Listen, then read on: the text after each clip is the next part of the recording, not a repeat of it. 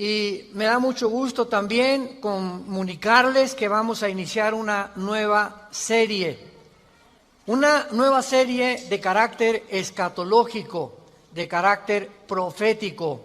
Cuando hablamos de escatología, logos, conocimiento, escato, las cosas del más allá o las cosas del final de los tiempos.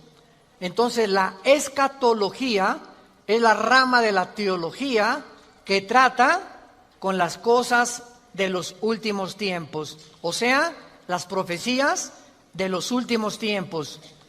Y así vamos a titular esta serie, Conociendo el fin de los tiempos. No cabe duda, damas y caballeros y santos de Dios, que estamos rodeados hoy, más que nunca, de un sinnúmero de eventos políticos, filosóficos, climatológicos, religiosos, amenazadores. En el mundo siempre ha habido guerras, en el mundo siempre ha habido depravación sexual, degradación moral, siempre ha habido revoluciones, golpes de Estado, etcétera, etcétera, pero nunca todas estas situaciones o eventos habían convergido como en el momento en que nos encontramos actualmente. Si hiciéramos un breve panorama geopolítico alrededor del mundo, nos damos cuenta, ¿verdad?, que de México hasta abajo, hasta la Patagonia, están las naciones latinoamericanas e iberoamericanas ardiendo, por todos lados protestas, en Hong Kong protestas, en Irak protestas contra el gobierno. En Estados Unidos un clima que se está viviendo de demasiada tensión, donde quieren destituir a un presidente, etcétera, etcétera. El Medio Oriente ni se diga, continúa con el conflicto aumentando acerca de quién controla el petróleo, quién controla el Golfo Pérsico. Estados Unidos abandona a los kurdos, que es el grupo étnico entre Siria y Turquía, que defendieron a Estados Unidos durante la guerra del Golfo Pérsico, y vemos un mare magnum en el mundo donde volteamos y estamos preguntándonos, en medio de tantas cosas, ¿quiénes son los buenos y quiénes son los malos? ¿Quién tiene la razón de todo lo que oímos en los periódicos, en la televisión? Unos dicen una cosa, golpe de Estado, no fue golpe de Estado, revolución, no fue revolución, los kurdos esto, Estados Unidos por acá, y estamos en medio de un mundo verdaderamente confundido. Sin embargo, la Biblia nos muestra que nosotros no debemos vivir en confusión. Ya cuando un cristiano dice, no sé quién tiene la razón, o creo yo porque los medios de comunicación, recuerden algo, ¿verdad? Los medios de comunicación, televisiones, radios, etcétera, etcétera, muchas veces tergiversan, las noticias de tal manera que llegan a manipularnos y hacernos creer lo que ellos creen. Entonces, dependiendo quién está detrás de los medios de comunicación, qué ideologías o qué filosofías o quiénes son los dueños de CNN o de BBC News o de Fox News, etcétera, etcétera, o en México, dependiendo quién se encuentra detrás, es la clase de mensaje que envían. Y cuando nosotros oímos en Fox News una cosa que contradice CNN otra cosa, y otros periódicos de México dicen una cosa, y otro periódico dice otra cosa, llegamos a preguntarnos, ¿quién dice la verdad? ¿No es verdad? Realmente, ¿quién dice la verdad? ¿En qué mundo nos encontramos? Realmente, ¿cómo podemos nosotros afianzarnos? Es como si estuviéramos en un barco que se está hundiendo y nos hemos echado fuera de la borda, como cuando el Titanic en 1910-12 se estaba hundiendo, nos aventamos al mar y nos agarramos de un salvavidas. Y ahorita así está el mundo, estamos tratando de buscar un salvavidas, algo que nos dé seguridad. Algo que ya no produzca tanta tensión en nuestras vidas, tanta angustia, porque el mundo vive angustiado. Hay demasiada ansiedad. La enfermedad número 1 que la Clínica Mayo en Rochester y el Hospital Hopkins en Estados Unidos que son las dos clínicas médicas más respetadas que hay en el mundo en cuanto a evaluaciones y a sugerencias médicas, coincidieron hace algunos años en que el factor común denominador o la causa número 1, escúcheme con mucho cuidado, este es un dato que viene de clínicas médicas, no cristianas, la causa número 1 de las enfermedades mentales y físicas del ser humano en el siglo XXI es el estrés. El estrés es un estado de angustia, un estado de tensión, de ansiedad interna que no te deja vivir y que te hace que estés enojado contra el gobierno, enojado con tu papá, con tus hijos, etcétera, etcétera. Ves a toda la gente con recelo, no confías de nadie, te vuelves amargado, te vuelves amargada. Y es el estado interno al que el ser humano está llegando porque hay demasiados conflictos en el mundo, demasiadas noticias. Estamos oyendo con el iPhone qué pasó en Irak, qué pasó en el Medio Oriente, qué pasó por acá, mis amigos, mis amigas, y llega un momento en que el ser humano ya no tiene paz. Ayer en el Congreso de Pastores que tuvimos en México, llegaron una familia a consultarme. Él es pastor, su esposa lo acompaña hace mucho tiempo, y me dice: Armando, quiero decirte una cosa. Tenemos un programa de televisión en Sudamérica y un programa de radio. Y el otro día estaba radiando unas noticias, me dice la esposa, y ¿sabes una cosa? Que de repente se me olvidó todo. Entré en un estado de amnesia en el que ya no sabía ni quién era yo. Algo me pasó en las neuronas de mi cerebro que se me fueron todas las ideas. Y duré como 1 o 2 días. Mi esposo asustadísimo, ¿qué me habrá pasado? No fue un golpe, no tuve un trauma y se me fueron todas las ideas. Inmediatamente le contesté y le dije: eres una mujer demasiado estresada. Y hay una autora inglesa que les recomiendo, ahorita mi esposa está devorando todos sus libros, que se llama Carolina Leaf, L-E-A-F, Leaf. Esta autora inglesa es neuróloga, pero es cristiana, y está haciendo los últimos descubrimientos del cerebro, de las neuronas, de la manera como afecta el estrés. Y en ese momento, cuando tú estás demasiado estresado y tienes demasiadas presiones, y los niños, y el esposo, y el falta de trabajo, y el buen fin, o lo que tú quieras mencionar, algo le pasa. Las neuronas son interconexiones eléctricas que tenemos, pero millones de células dentro del cerebro, y un solo alambrito por la presión mental, por falta de vacaciones o de que no aprendes a relajar tu mente, etcétera, etcétera, provoca amnesia, provoca enfermedades mentales y puedes llegar inclusive a la locura. Esto es impresionante, porque es como un árbol lo que tenemos aquí adentro. Y ella está descubriendo que cuando tienes pensamientos negativos, las neuronas se unen más rápido. Esto es increíble porque así nos diseñó Dios. Y cuando tenemos pensamientos negativos, las neuronas comienzan a tratar de desconectarse y vienen zonas negras en el cerebro que te impiden pensar coherente y lógicamente. Qué interesante que Filipenses 4:8 diga en la Biblia: en esto pensad todo lo que es bueno, todo lo que es justo, todo lo que es buen hombre, ocupa tu mente pensando cosas positivas. Porque la gente que está continuamente pensando el mal, o qué mal hacer, o estar negando a Dios en su mente, algo afecta las neuronas del cerebro científicamente. Y cuando venimos a la Biblia nos damos cuenta, ¿verdad?, que se están derrumbando todas las ideologías. El comunismo ya no es el comunismo, porque el comunismo que yo practiqué, por ejemplo, ustedes muchos saben que antes de que yo fuera cristiano, fui comunista, fui ateo. A los 12 años me decepcioné de la religión que nos inculcaron y llegué a negar a Dios. Las religiones son un engaño, todas quieren explotar a la gente. Estos eran mis pensamientos.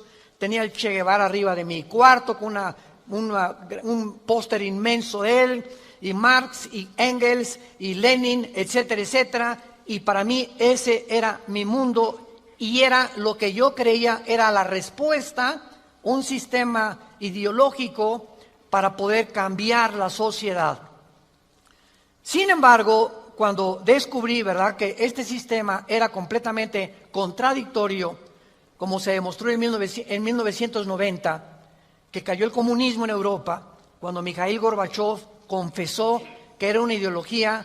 Para que seas comunista, número 1, tienes que ser ateo. Escúchame con mucho cuidado.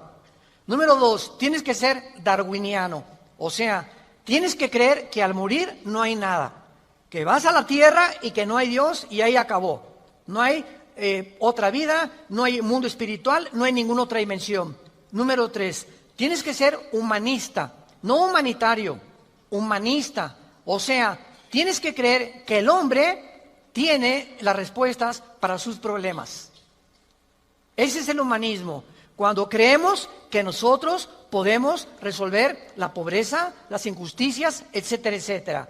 Que es la historia del fracaso de la Liga de las Naciones Unidas, la OTAN, la OEA, llámale como quieras. El hombre es incapaz de resolver los problemas que van más allá de nuestra capacidad para resolverlos. Ese es el humanismo. Entonces, si no hay esta plataforma, no eres comunista, es una mentira.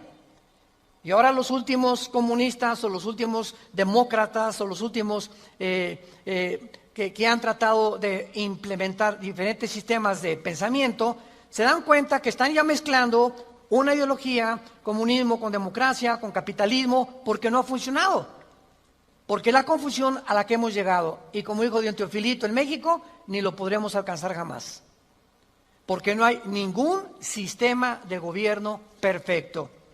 Decía Winston Churchill, entre los sistemas de gobierno, el mejorcito es la democracia, pero no es perfecta tampoco.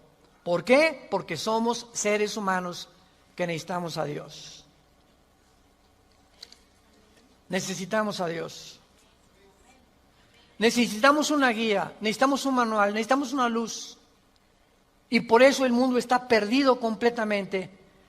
Me decía el otro día un piloto que es vecino de la casa de ustedes, donde vivimos, de American Airlines, me decía: Armando, le digo, oye, cuando tú vas en el avión allá a 10,000 metros, 10 kilómetros arriba de la superficie de la Tierra, 33,000 pies, 35,000 pies, ¿cómo le haces para saber si no vas para acá o no vas para acá? O vas subiendo o vas bajando, porque la cabina del piloto es pues muy poquita, nada más ve lo que está enfrente. Me dice: Armando, sería imposible que nosotros piloteáramos sin instrumentos. Los instrumentos nos muestran claramente la dirección que vamos a llevar, a qué altura estamos, etcétera, etcétera. Sin instrumentos, un capitán de un barco en medio del océano no sabría cuál es el norte, el sur o a dónde irse si no tuviera una brújula. Y así nosotros no sabemos a dónde ir si no tenemos instrumentos, si no tenemos un mapa que nos ha dejado Dios, que se llama las Sagradas Escrituras. Y haríamos bien en estar atentos a este libro como una antorcha que alumbra en lugar oscuro, hasta que el lucero de la mañana salga en nuestros corazones. Vamos pues a abordar este tema y esta serie, porque ante todos los eventos que está el mundo atravesando actualmente, que amenazan nuestra tranquilidad, nuestra familia, nuestro futuro, provocan ansiedad, angustia. ¿Qué pasa si pierdo el trabajo? ¿Qué pasa si el peso pierde más valor ante el dólar? Si cae el petróleo, si viene un gobierno en México, o si viene una guerra nuclear. Todas estas cosas producen ansiedad, producen incertidumbre, producen intranquilidad. Y Dios no quiere que vivamos así. Dios quiere que en medio de este mundo tengamos una esperanza, tengamos una seguridad de que las cosas van a mejorar. Que lo mejor de nosotros está por delante. Y que aunque el mundo sea cubierto de tinieblas, en nosotros debe haber luz. Porque somos la familia de Dios. Que dio a su Hijo en una cruz hace 2000 años para que pudiéramos comprender el mensaje del Evangelio, de las buenas noticias, de la gracia de Dios en su Hijo Jesucristo. Podemos saber exactamente, y este es el tema que vamos a abordar en toda esta serie, podemos en la Biblia encontrar datos, información que nos digan en qué tiempo de la historia nos encontramos. ¿Podríamos realmente decir con seguridad nos encontramos a 10 años de que Cristo venga, o a 5 años de que Cristo venga, o nos encontramos al borde de un caos nuclear, o estamos en la orillita de la autodestrucción del ser humano? Esta información se encuentra en este libro, porque cuando comienzas a escudriñar este libro y nos comenzamos a ver que Dios nos comienza a despejar incógnitas y los velos negros que nos impiden ver hacia adelante comienzan a ser quitados por la luz del Espíritu de Dios, comenzamos a caminar con confianza en la vida. Si yo estoy en una cueva oscura, yo no sé si dar un paso por acá porque no veo, está tan oscuro que a lo mejor está ahí un murciélago o una roca o algo, pero si alguien me da una lámpara, ¿qué hace la lámpara? Inmediatamente me alumbra 4, 5, 10 metros hacia adelante. Y con esa lámpara puedo caminar con confianza porque voy viendo dónde voy pisando. ¿Correcto? Bueno, así es exactamente en el mundo espiritual. El mundo ahorita no tiene lámpara, están así. ¿Será melón? ¿Será sandía? ¿Será, ya sabes quién? Por aquí, por allá, ¿y para dónde? Esto, ¿tendrá razón ellos? ¿Tendrá razón estos? ¿Tendrá razón este gobernante? Por acá, y así está el mundo. Pero cuando tenemos la palabra profética más segura, vamos a comenzar a caminar con confianza y a darnos cuenta del Dios que nos dice, no temas. No temas, estoy contigo, nunca te dejaré, nunca te voy a abandonar. Estaré contigo todos los días hasta el fin del mundo. Y aunque se cierren los cielos aparentemente y la oscuridad, la tierra, esté cubierta de ella, mientras más oscuro, las estrellas se ven mejor. Mientras más oscuro, vamos a tener más luz, porque vamos a poder brillar en medio de las tinieblas. Claro que la Biblia nos va a revelar todos estos sucesos y calamidades antes de que sucedan, para que cuando sucedan corroboremos, comprobemos, confirmemos que Jesús tuvo realmente la razón y que Él es el Hijo de Dios. Y esto es lo que nos da la fortaleza, las convicciones, porque lo que más se necesita ahorita en el mundo es seres humanos con convicciones profundas en sus vidas, con mucha integridad para vivir. Y cuando tú eres una persona de una sola pieza, como dijo Pablo, yo sé en quién he creído, ya no te engaña la gente. Ya no te engañan las películas, no te engaña la televisión, no te engañan las noticias, porque tu fe está bajo una roca. Estás parado en un fundamento inconmovible. Y este fundamento es la palabra de Dios. Vayamos a ver algunos pasajes en primer lugar en el capítulo 46 del libro de Isaías. Si no traes la Biblia, por eso estás así. Con razón. En Isaías capítulo 46, versículo del 9 al 10, veamos algunas respuestas anticipadas que este profeta hace 2700 años escribió. Isaías 46, versículo 9 y versículo 10. Dice Dios: acuérdense de las cosas pasadas desde los tiempos antiguos, porque yo soy Dios y no hay otro Dios, y nada hay semejante a mí, que anuncio lo porvenir, desde el principio y desde la antigüedad, lo que aún no era hecho, que digo, mi consejo permanecerá y haré todo lo que quiero. En este pasaje Dios claramente nos muestra que Él va a demostrar, el Dios de la Biblia, que Él es Dios. Y que todos los demás dioses, ¿verdad?, no son realmente más que ídolos, y aunque detrás de todo esto hay criaturas espirituales que se le llama dioses en la Biblia, Él es el Elohim de los Elohim. Él es el Dios de los dioses, Él es el rey de todos los demás súbditos que ocupan el universo. Y que Él nos va a anunciar lo que va a venir para que sepamos algo. Lo que Dios dice va a permanecer. Y va a hacer todo lo que Él ha dicho que va a hacer en la Biblia. Veamos otro pasaje en el Nuevo Testamento, en Primera de Juan. Antes del Apocalipsis está Primera de Juan, para que no andes por el Éxodo. En Primera de Juan, capítulo 4, versículos 5 al 6, el apóstol, el último de los apóstoles de Jesucristo, que murió a los 93, 92 años de edad, fue el último que murió de ellos, escribe, Primera de Juan 4, del 5 al 6, ellos son del mundo, siga con cuidado esta lectura, ellos son del mundo, por eso hablan del mundo, y el mundo los oye. Nosotros somos de Dios, el que conoce a Dios nos oye, el que no es de Dios no nos oye. En esto conocemos el espíritu de verdad y el espíritu de error. Tú prendes el radio y dices, ¿qué quiero oír? La charrita del cuadrante. Bueno, porque eso es lo que quieres oír. Pero al mismo tiempo tu apartito de tu radio tiene ondas y tiene FM, tiene AM y tiene como 50 estaciones más que tú puedes oír. En el FM 91.13, 1440, etcétera, etcétera, ¿verdad? Pero tú sintonizas lo que tú quieres oír.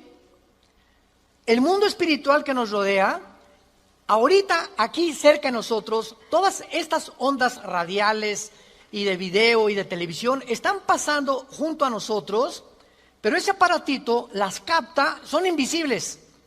Y el hecho que no las veamos no implica que no existen, porque aquí están junto a nosotros, pero ese aparatito lo prendo y capta esa onda que yo quiero, o hay otra banda más chica, o hay otra más grande, pero capta, repito, la estación que tú quieres bajar del mundo invisible. Y así pasa en el mundo espiritual. ¿A quién quieres oír? ¿A Buda? ¿A Marx? ¿A Che Guevara? ¿A Lenin? ¿A los brujos? ¿A los astrólogos? ¿A quién estás sintonizando en tu mente? Ellos son del mundo. Si tú eres del mundo, vas a oír a los líderes del mundo, a los religiosos, a los brujos, a los que te han prometido que tienen alguna verdad. Y por eso tu vida está como está. Pero si tú quieres sintonizar la frecuencia de Cristo, entona a Cristo en la Biblia. Entonces, por la forma y a quienes oímos, podemos confirmar si somos o no somos hijos de Dios. El que es de Dios, oye a Jesús. Mis ovejas, Juan 10, oyen mi voz y me siguen. Y yo les doy la vida eterna. Y no oirán la voz del falso pastor. Y aquí se trata de tu destino eterno, de tu familia, de tu matrimonio, de tus hijos. Tienes que aprender a discernir la voz de Jesús. En medio de tantas voces en la televisión, en los programas, en los radios, en libros que hay que nos rodean por todos lados, ¿a quién estás oyendo? ¿A quién estás leyendo? ¿Qué tipo de lectura tienes? ¿Qué tipo de actividades tienes para saber si tú eres y tienes el espíritu de verdad o tienes el espíritu de error? Muy bien. En la Biblia tenemos tres principales fuentes de información de las profecías bíblicas. Esto es bien importante. Hay tres fuentes de información en la Biblia, que vamos rápidamente a verlas, que nos muestran la fase final de la historia humana en tres pasajes de la Biblia y que nos vienen realmente a confirmar en qué época nos encontramos. Estas tres son, en primer lugar, el Sermón del Monte de Jesús, que se encuentra en Mateo 24, Marcos 13 y Lucas 21. ¿Cuál es el Sermón del Monte? Cuando los discípulos se acercaron a Jesús, dinos, ¿cuándo será la señal del fin del mundo? ¿Cuándo serán estas cosas y cuándo será la señal de que tú vas a regresar? Y ahí Cristo comienza a enumerar una serie de eventos y señales. Habrá guerras, falsos profetas, muchos van a ser engañados, pestes, terremotos, y será el principio de los dolores. La segunda fuente de información se encuentra en Primera de Tesalonicenses, capítulo 4, del 3 al capítulo 5, versículo 4. Esta revelación la compartió el apóstol Pablo de los últimos tiempos. Y la tercera revelación acerca de los últimos tiempos la encontramos en el libro del Apocalipsis, del capítulo 5 al capítulo 19. En estos capítulos se encuentra claramente todo lo que la planeta Tierra y la humanidad va a atravesar. Ahora, muy bien, cuando estudiamos estos pasajes, podemos concluir que efectivamente vendrán tiempos difíciles al mundo, sorpresivos y amenazadores, que es de lo que hemos estado hablando en los últimos 10, 15 minutos. Nadie puede negar que vivimos en un mundo conflictivo, amenazador, que ha llenado al mundo, a los seres humanos, de ansiedad, de intranquilidad, de falta de paz, de suicidios, de mejor me quito la vida, o me emborracho, o me drogo. ¿Por qué los jóvenes se drogan? Pues porque es una forma de evadir la realidad.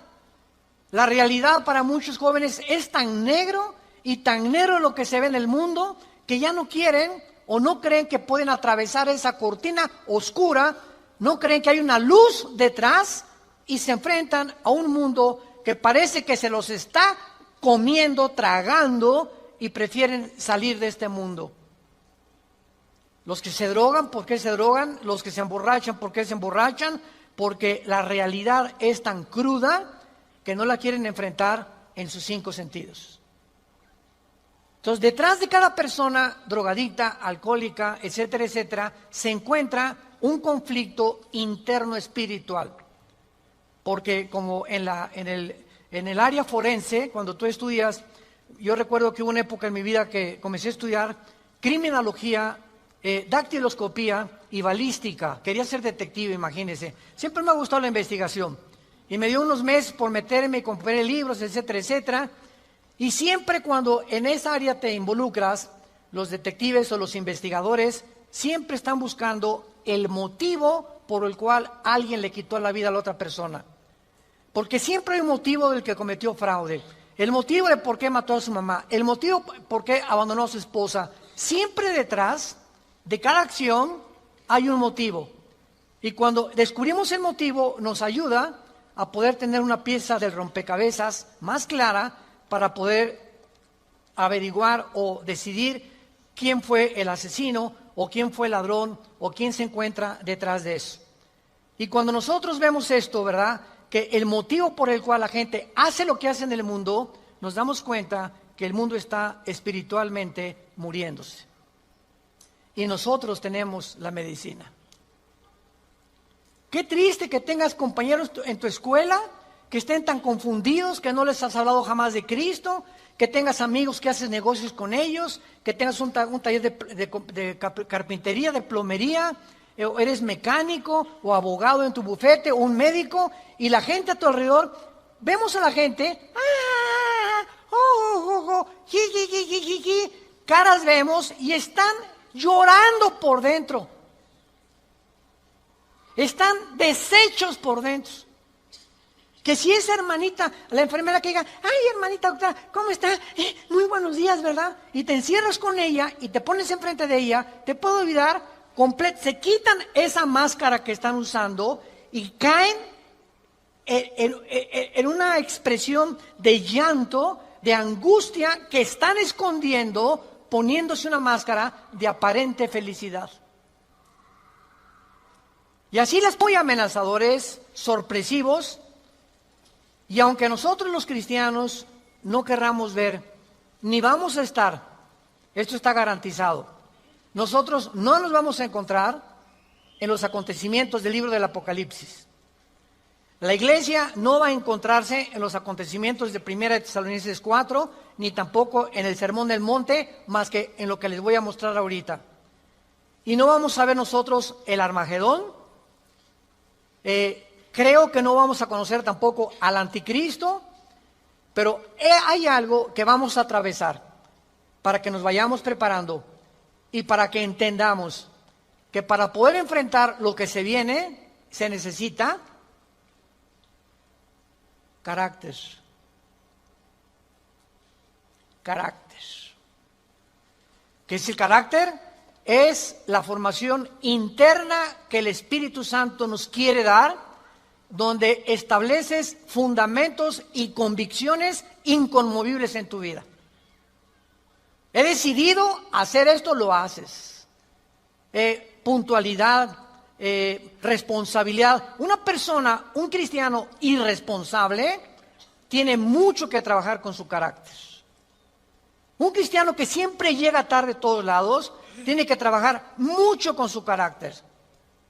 Decía hace algunos años, cuando Henry Ford hizo el primer carro modelo T, 1904, corría como 25 kilómetros por hora, su hijo Henry Ford II tomó la Ford Motor Company, la compañía de carros Ford en Estados Unidos, que fue la que más comenzó a vender carros a principios del siglo XX, y este hombre llegaba a la compañía de Ford y ponía al jefe de la planta, al jefe de la administración, al jefe de la supervisión, ponía a líderes en cada departamento. Y él llegaba cada 2 o 3 meses, y si ese líder no hacía que funcionara la planta que él le había dado, lo corría. Dice, un líder, decía Henry Ford II, es la persona que hace que las cosas sucedan. Y si tú estás al frente de una responsabilidad y no cambias la situación, o no cambias la manera de pensar de los hombres o de tus soldados que tienes bajo tu responsabilidad, tú no eres líder. Entonces, qué importante es que la Biblia dice que todos nosotros debemos ser líderes. Y si somos líderes, tenemos que hacer cambiar las cosas de alguna manera. Vas a hacer cambiar a tu amigo, y vas a hacer cambiar a tu amiga, y vas a hacer cambiar a tus amigos de la escuela, hasta a tus maestros vas a confrontar algún día. Discúlpeme, maestro, con el respeto que se merece, no venimos del chango. La evolución es una teoría que está completamente destituida desde que descubrieron el ADN en 1954. Por favor, actualícese más, maestro. Entonces, cuando comenzamos a entender eso, es cuando comenzamos a comprender que este mundo, dice la Biblia, la mayoría serán engañados. Los mismos escogidos serán engañados, porque hay millones de cristianos sin carácter, flojos, irresponsables, impuntuales, sin falta de integridad. A nadie le hablan de Cristo, no comparten las buenas nuevas, no tienen convicciones profundas que los hacen ser gigantes, guerreros de Dios. Dice Mateo capítulo 24 en el Sermón del Monte el Señor Jesucristo, porque se acercan los discípulos para hacerle preguntas, versículo 3, Señor, dinos, Vean las 3 preguntas que le hacen hace 2000 años. 1, ¿cuándo serán estas cosas? Querían saber el tiempo los discípulos. 2, ¿qué señal habrá de tu venida? O sea, ¿habrá alguna señal que podamos percibir de que tú ya vienes al mundo? Y 3, pero lo que me interesa compartirles es el versículo 6 en adelante, que es lo que nos atañe a la generación que estamos viviendo. Oirán de guerras y rumores de guerras. Miren que no se turben, porque es necesario que todo esto acontezca, pero aún no es el fin. Porque se levantará nación contra nación y reino contra reino, y habrá pestes y hambres y terremotos en diferentes lugares. Muy bien, si leemos solamente el versículo 6, oirán de guerras y rumores de guerras, toda la historia han sido esto, ¿no es verdad? Desde que Caín asesinó a Abel, que Caín asesinó a su hermano Abel, toda la historia, de acuerdo, lo quieres apuntar, al Instituto para la Investigación para la Paz, en Suecia, Estocolmo, dictaminaron que de los 6,000 años aproximadamente de historia que tenemos, de 6,000 años, solamente ha habido 25 años de paz. La historia humana es una historia de guerras, guerras, guerras, guerras, guerras, guerras. En 6,000 años, 25 años de paz. O sea, siempre ha habido conflictos, revoluciones, golpes de Estado. Es la historia de nosotros. Pero entonces ahí podríamos quedar confundidos. Oye, Señor, ¿de qué estás hablando? Siempre ha habido guerras. Versículo 7, Él lo explica. Porque se levantará nación contra nación y reino contra reino. Esto, una guerra mundial, una guerra de carácter internacional, donde se involucraron 3 o 4 naciones contra 3 o 4 o 5 naciones, nunca sucedió hasta 1910, la Primera Guerra Mundial. Ahí fue la primera vez en la historia que sucede una guerra de carácter internacional a través de toda la historia. Y casi 30 años después, la Segunda Guerra Mundial. Entonces, con esto nos situamos nosotros en una plataforma bastante sólida y podemos entender que cuando Jesús dice, se levantará nación contra nación y reino contra reino, y habrá pestes, porque las guerras producen pestes, plagas, ¿verdad? Enfermedades, calenturas, hambres, terremotos. Señor, siempre ha habido terremotos, ok, claro, siempre ha habido terremotos, pero de acuerdo al Instituto Sismológico de Boulder, Colorado, que es uno de los institutos más prestigiados en el mundo para detectar terremotos, desde 1976 hasta el 2010 han aumentado 70% los terremotos en el mundo. 70% han aumentado. Es a lo que Cristo está diciendo, que iban a aumentar cada vez más los terremotos, etcétera, etcétera. Versículo 8. Y todo esto, aquí es donde nos encontramos ahorita, nos encontramos en el principio de los dolores. Nos encontramos en un mundo donde el matrimonio ya está dejando de existir.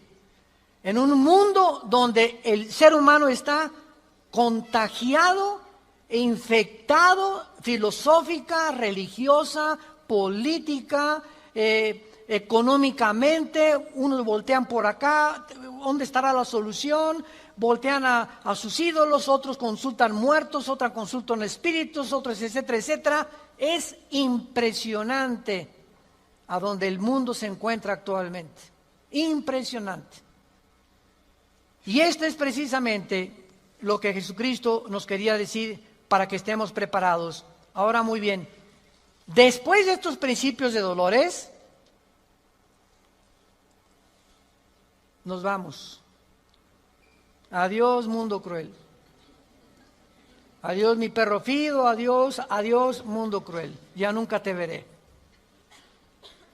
Después de este principio de dolores, van a aumentar, imaginémonos, van a aumentar las plagas y las pestes y la confusión, que va a estar el mundo en un estado tan grande de confusión que va a pavimentar el camino para que se levante un hombre en el Medio Oriente que la Biblia le llama la bestia. De todos los animales que el Espíritu Santo buscó, las hienas, los leopardos, los osos, los leones, depredadores, no encontró el Espíritu Santo un nombre, un adjetivo para designar a este hombre, y por eso simplemente la Biblia le llama una bestia, un depredador, cruel, sanguinario, y su otro nombre es el anticristo. Todos los dictadores, síganme con cuidado, de la historia, todos han surgido de un mundo caótico. El caldo de cultivo para producir un dictador es que la situación se encuentre aparentemente sin solución. Corrupción, oscuridad, etcétera, etcétera. Y en medio de esto surgen hombres prometiendo mejorar las cosas. Hitler entró democráticamente. Stalin entró democráticamente. Saddam Hussein entró democráticamente. No es verdad que entren a través de un golpe de Estado los líderes, la mayoría entran a través del pueblo. Pero una vez que el pueblo los levanta, a ver quién los quita. Y en medio de esto es cuando el mundo va a ver en Europa que va a estar una oscuridad total en Europa. Ahorita la salida de Inglaterra de la Unión Europea, el Brexit famoso. Ahorita en Europa ya no existe, damas y caballeros, santos de Dios. Las únicas dos naciones que sobreviven en Europa es Alemania y Francia. España, Portugal, Grecia e Italia están hundidas económicamente, sin dinero para poder levantarse. Y no hay ninguna esperanza para estas naciones. Había el Fondo Monetario Internacional que lo estaba manejando Alemania, se les acabó el dinero ya. Y Francia está ayudando un poquito a Alemania. Y gracias a Dios que en Alemania la ministra Angela Merkel es cristiana. En todo el mundo es la única líder que sus padres fueron pastores y ella dijo en enero de este año, Europa tiene que regresar a Dios. Entonces, Alemania está sobreviviendo, Inglaterra se está yendo sin los impuestos que le pagan las naciones a la Comunidad Europea o a la Unión Europea. Ya no va a haber forma de sostener una Unión Europea, que era el sueño de los europeos después de la Segunda Guerra Mundial. Y está el campo preparado para que surja el hombre, la bestia, el anticristo, el hijo de perdición, que la Biblia profetiza que se va a levantar y va a traer soluciones al mundo, va a resolver problemas de la pobreza, de la economía, de la política, ideologías, y el mundo se va a asombrar porque este hombre no va a ser un hombre normal. Va a ser un hombre poseído por un principado satánico. Lo hemos visto en otras conferencias en el libro del Apocalipsis, ya no nos da tiempo para eso. Pero va a ser un hombre que va a hacer milagros sobrenaturales. Y va a tener a un compadre que en Apocalipsis 13 se le llama el falso profeta, que va a ser, fíjense, un líder religioso unido a un líder político. El líder político, el anticristo, va a usar a un líder religioso para que el líder religioso convenza al mundo de ponerse la marca el 666. Y cuando el líder religioso convenza al mundo y haga milagros, este líder religioso, el anticristo lo va a matar. Y va a deshacer la ciudad de donde salga el líder religioso, y el anticristo, a la mitad de los 3 años y medio, va a proclamarse. Según Tesalonicenses capítulo 2, del 3 al 4, se va a proclamar que Él es Dios. Va a entrar al templo judío, va a violar el templo judío y va a hacer que el mundo lo adore como Dios. Pero, ¿será eso posible? ¿Que pueda llegar la humanidad a tal grado de adorar a un hombre como Dios? La historia nos enseña que el hombre no aprende de la historia. ¿Se acuerdan de esa frase? Y el que no conoce, entonces, Calígula mata a su familia. Nerón tenía de amante a un niño de 10 años. Era una depravación impresionante. Cuenta la historia que cuando un César, un emperador romano, estaba en el Coliseo. Cuando vayan a Roma, vayan al Coliseo. Es impresionante ver el Coliseo romano. Todavía en el Coliseo romano, cuando vayan a Roma, las manchas de la sangre de hace 2000 años, de los mártires que mataron los leones y quemaron vivos y que arrastraron, ahí están todavía las manchas de la sangre que las han mantenido. Bueno, pues cuenta la historia, ¿verdad?, que estaba el César en un coliseo, en el Coliseo romano, y entonces todo el mundo se tenía que hincar y decirle, salve César. Y un hombre se quedó parado, que aparece en Apocalipsis con el nombre de Antipas. Y entonces se quedó parado y el César le dijo a un centurión, ve por favor y ve que es esclavo, ¿por qué no se hinca? Y el centurión romano fue con Antipas. Le dijo, Antipas, tienes que hincarte porque si no te van a matar. Y entonces y además le dijo el centurión, te van a matar y ¿no ves que todo el mundo está contra ti? ¿No ves que tú eres el único? Y Antipas contestó, dile al César que si todo el mundo está contra mí, yo estoy contra todo el mundo, porque así murió mi Señor. Lo quemaron vivo en un balde grandísimo de aceite hirviendo. Y por eso Cristo le llama en Apocalipsis mi testigo fiel.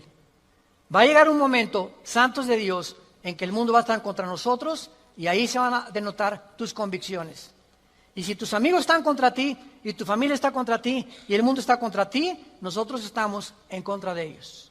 Porque nuestra fidelidad es al Hijo de Dios por los siglos de los siglos. Te damos gracias, Señor, por tu palabra.